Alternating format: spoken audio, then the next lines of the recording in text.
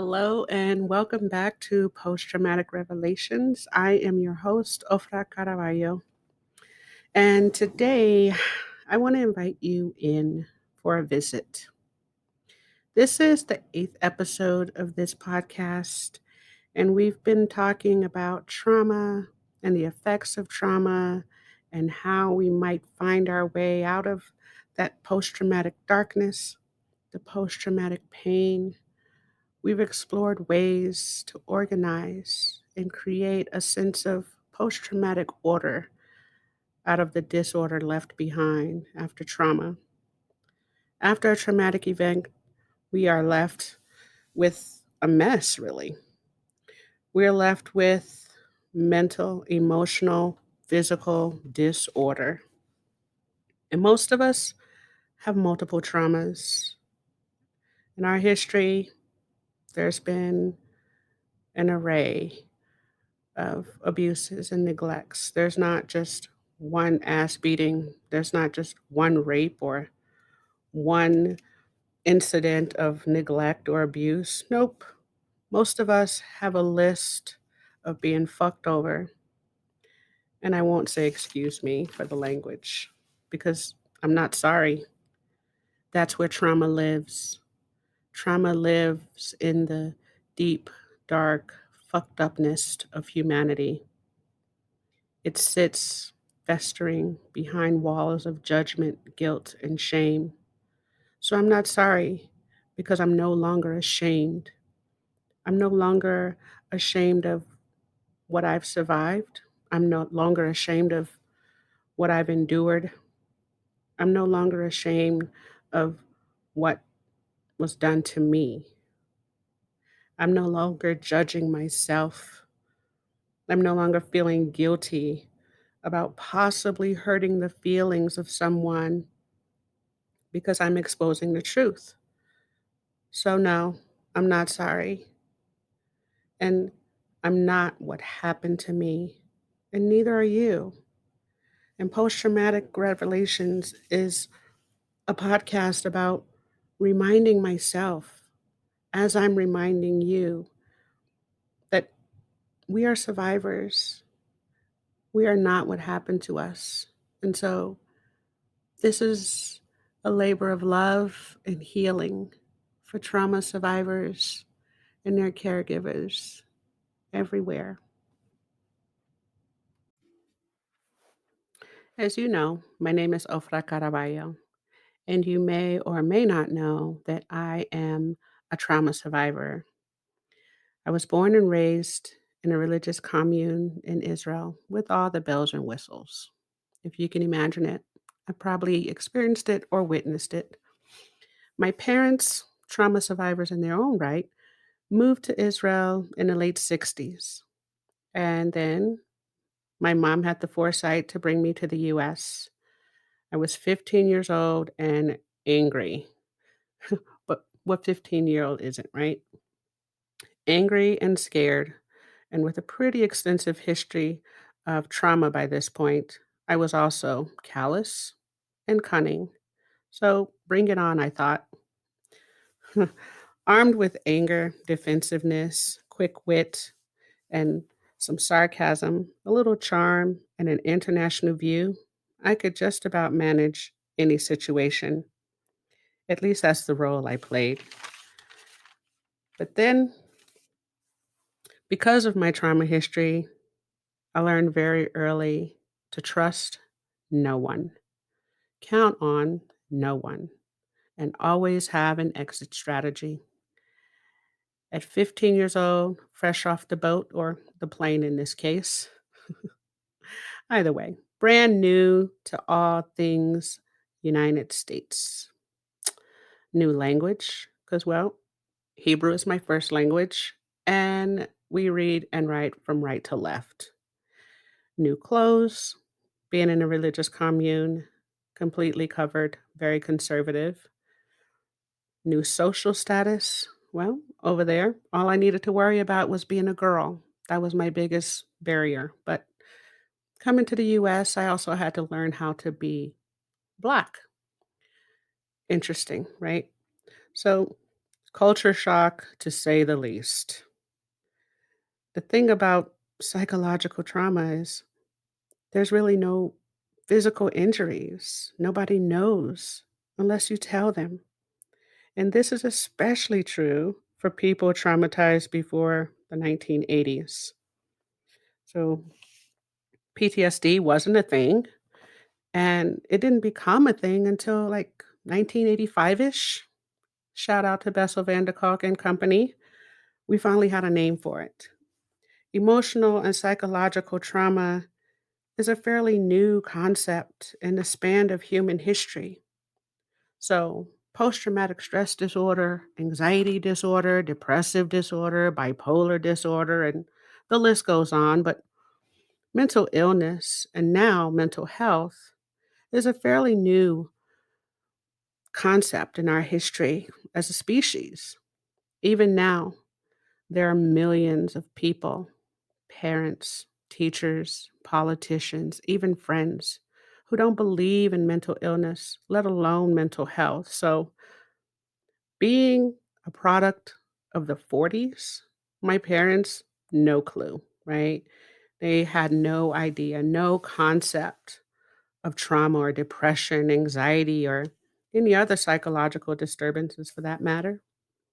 And if you don't get it, you don't have it. Not that my parents were in any way intentionally negligent or abusive, but hey, accidental punches still hurt, right? They didn't know what they didn't know. And you can't practice or teach something that you don't know. You can't give what you don't have. And as a victim of trauma, I used to believe that I didn't deserve it. I used to believe I didn't deserve love and attention, respect, validation, or safety. As a trauma victim, I believed I was unimportant, not a priority, not as important as the mission, as important as the nation. Being a girl, I wasn't as important as the boys. As a trauma victim, I believed my voice didn't matter. My story didn't matter. My needs didn't matter. And like all trauma victims do, I lived my life based on these beliefs. I lived in a state of constant fear and, of course, defensiveness, never really attaching or committing to anything or anyone. I tried. God knows I tried, but always had this exit strategy, right? Trying to love with a broken heart is pretty messy. Coming from a broken space, I was loving as a victim.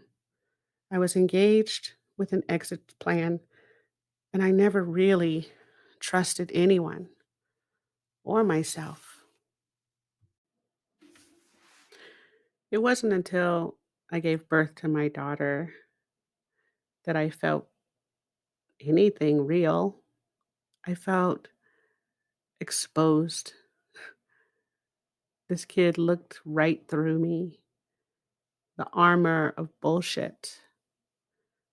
She saw right through it, the walls of judgment, guilt, shame. They were invisible to her. She saw right through the fear, the doubt, the resistance, past the anger, past the defensiveness, past the sarcastic charm. This little 8-pound girl called me out or called me in, some might say. Either way, there I was, feeling naked, exposed, vulnerable. From the moment I knew I was pregnant, I knew I loved her, even though I had no idea what love was. I knew everything that was good and clean and pure in the world. I wanted that for her. And being a trauma victim, that wasn't me. I thought, I'm too dirty. I'm too bad. I'm too damaged. I'm too unimportant. I'm too unworthy of such an amazing gift. I remember feeling so exposed, so transparent. And from that moment on, I've been on this mission to be worthy of the unconditional acceptance, the unconditional love, just unobstructed trust and faith and vulnerability. There she was, this little innocent, defenseless thing, completely at my mercy, daring me to love her, daring me to be the best version of myself, calling me forward out of the darkness, out from the pain, out from behind those layers of judgment, guilt, and shame. My daughter saved my life, and I have worked to live better, to be better, and earn that love and earn that trust that she gives so easily and so freely. Not because she's expecting it necessarily, but I want to feel worthy. I want to feel like I deserve it. And that has absolutely nothing to do with her. Deserving love, deserving validation, deserving to be treated with respect and humanity has nothing to do with anyone else in the world, not the offenders, no one. It has to do with you. Feeling and healing post traumatically it's an inside job, right?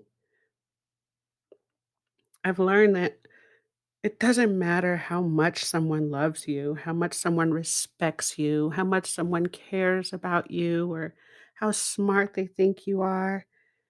It doesn't matter.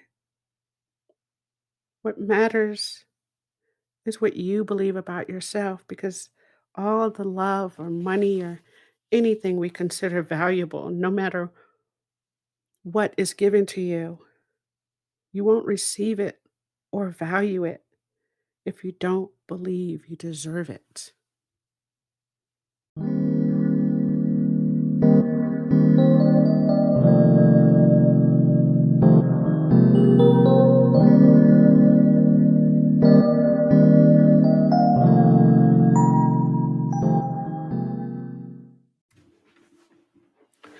So there I was, set on my healing path by my daughter. And of course, there were a few false starts. We all stumble as we're learning how to walk, right? And occasionally we stumble after that. But learning to love post traumatically is like learning how to walk after a broken leg. It's hard, it's humbling, humiliating, painful, and eventually rewarding. Learning to love again, to trust again, to engage in any kind of meaningful or intimate way post traumatically involves some serious internal negotiations. Those parts of us that believe that we're worthless and undeserving, well, they've set up shop and they are not easily moved. I call them gatekeepers. It is their job to protect us from hoping too much, from wishing too much, or even daring to try again. However misguided, gatekeepers keep us safe by making sure that we never disappoint ourselves, that we're never disappointed by others, that we're never traumatized again or hurt again or let down again. They show up as those mean and negative self talk reminders not enough, too weak, too stupid, too vulnerable. All of those beliefs, all of those reasons why we just shouldn't try. But in the process, on this journey, I've also learned that the gatekeepers can and do move when we're willing to confront them and convince them that we are no longer weak, small, clueless victims. We're no longer the helpless victims we once were. When we convince those gatekeepers that we are strong enough, big enough, smart enough to manage any potential risks that might come with engaging in whatever meaningful relationship we decide we want to engage in, whether that's a personal, professional, or social engagement, because with multiple traumas comes multiple gatekeepers. This negotiation is an ongoing process that each time we're ready to try something new, each time we're ready to try again, there has to be this conscious negotiation for permission. So, responding to that call out by my daughter, I'm stumbling in the dark. I was lost in this maze of post traumatic stress disorder, post traumatic fear, stumbling around in the dark of fear, judgment, guilt, shame, resistance, all of it disguised as anger, blame, charm, quick wit, sarcasm. But whenever I was around her,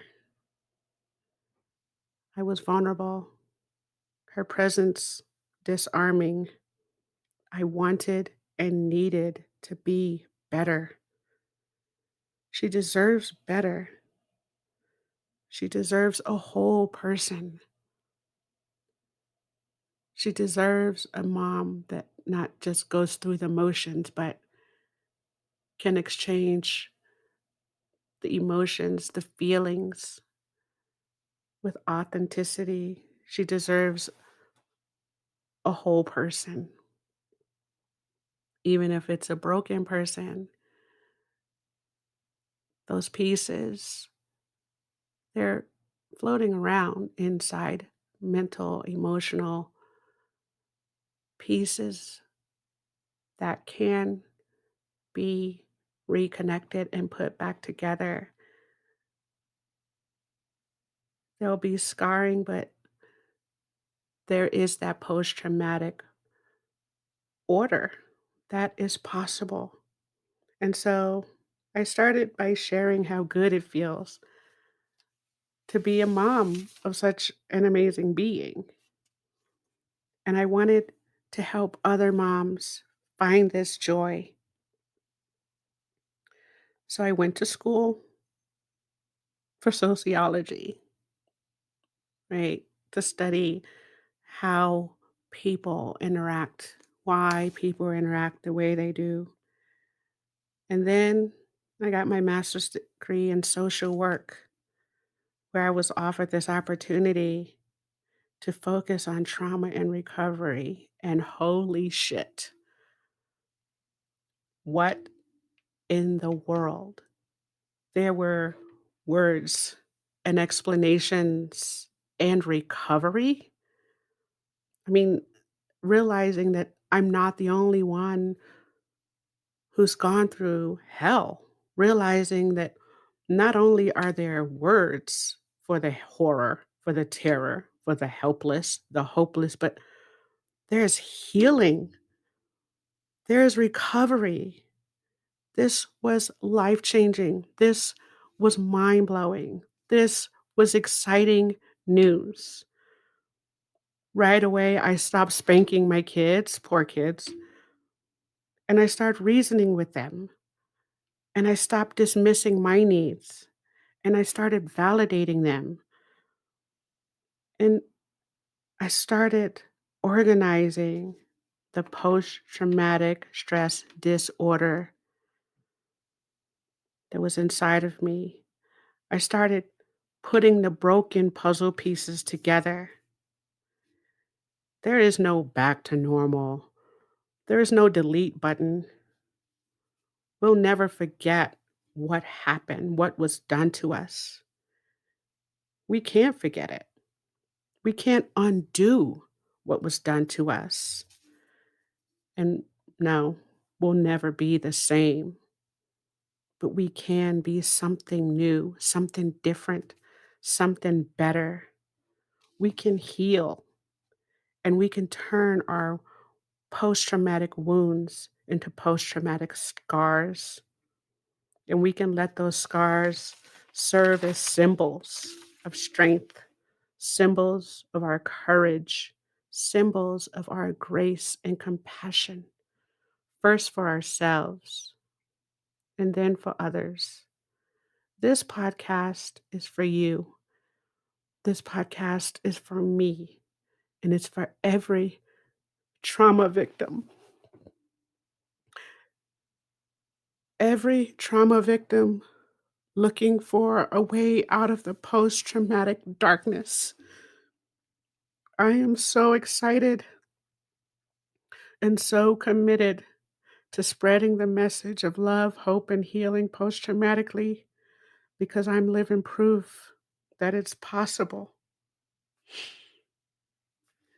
And as I share this message, I am reminded that runners stumble,